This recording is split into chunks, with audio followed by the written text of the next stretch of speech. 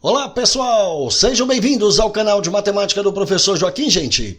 Moçada, nós vamos continuar aqui resolvendo a prova do CFO dos Bombeiros de Minas Gerais do ano de 2003. Nesse vídeo eu vou resolver a questão 34, bora lá? Bom, a questão diz assim: considerando-se o conjunto dos números racionais, é correto afirmar qual dessas daqui? Pessoal, primeiramente, qual é o conjunto dos números racionais? O que é um número racional? Gente, o número é dito racional quando ele pode ser escrito na forma de uma fração. Então, olhe bem, número racional é quando você pode escrever na forma de uma fração. Então, vamos começar aqui pela letra A. A soma de dois números racionais é sempre um número racional, existindo apenas uma exceção. Então, a soma de dois números racionais, ou seja, a soma de duas frações, vai ser sempre uma fração e existe apenas uma exceção. Vamos ver, se eu pegar aqui essas duas frações, 4/3, e vou somar aqui com 2/5, qual vai ser o resultado disso aqui? Será que vai dar também uma fração? Então vamos lá, primeiramente eu vou ter que tirar o mínimo, e meu mínimo entre 3 e 5 aqui é 15. 15 por 3 dá 5, vezes 4, 20. 15 por 5 dá 3, vezes 2, 6. 20 mais 6 aqui vai dar 26 sobre 15, que a gente pode simplificar. Simplificando isso aqui vai dar 13/5. Então, observe bem, eu somei essa fração com essa fração e meu resultado foi uma fração. Então, a soma de dois números racionais produziu um número racional. Veja esse outro caso. Eu tenho agora essa fração somada com essa fração. Como os denominadores são iguais, a gente conserva o denominador. 4 mais 2 aqui vai dar 6. 6 por 3 vai dar 2. Aí você poderia dizer, a soma dessa fração com essa fração produziu esse número aqui que é inteiro. Contudo, observe que esse número inteiro pode ser escrito na forma de fração, é 2 sobre 1. Então, a soma de duas frações produziu mais uma fração. Então, a soma de dois números racionais sempre será um número racional, não existe exceção. Então, essa letra A é falsa. Agora, vamos à letra B.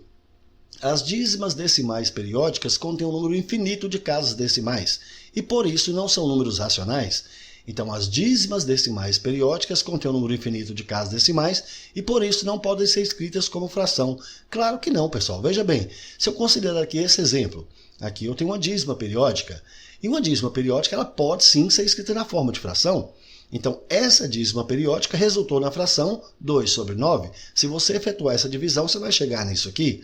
Veja esse outro caso, 0,31, 31, 31. Isso aqui é uma dízima periódica. E quem é que vai produzir a fração geratriz dela?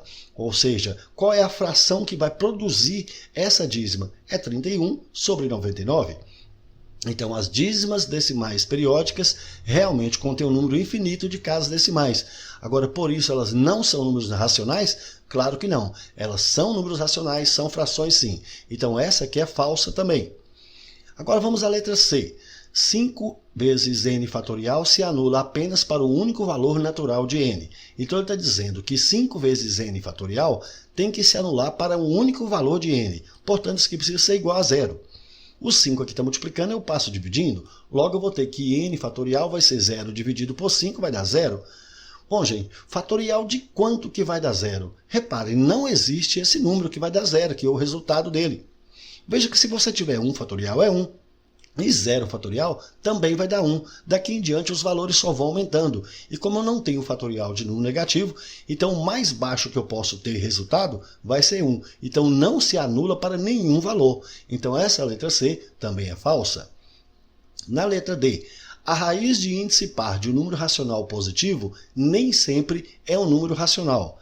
Bom, ele está falando a raiz de índice par. Então, na letra D, eu vou considerar como exemplo aqui uma raiz quadrada, mas poderia ser uma raiz quarta, raiz sexta, etc. Então, a raiz de índice par de um número racional positivo, ou seja, de uma fração. Eu vou tomar como exemplo aqui 4 sobre 9. Isso aqui é uma fração. E nós sabemos que a raiz de uma divisão vai ser a divisão dessas raízes. Então, isso aqui vai ficar raiz de 4 sobre raiz de 9. A raiz de 4 eu sei que é 2 e a de 9 é 3. Portanto, o resultado aqui deu uma fração 2/3. Então, veja bem, a raiz dessa fração produziu uma fração. Então, por enquanto, está certo. Mas se eu tomar como exemplo agora a raiz de 2/3, veja bem, a raiz do quociente é o quociente das raízes. É da raiz de 2 sobre raiz de 3. Mas veja que a raiz de 2 não é um número racional, isso aqui é um número irracional. Da mesma forma, a raiz de 3 não é racional, isso aqui também vai ser irracional. Portanto, essa divisão aqui vai produzir um número irracional.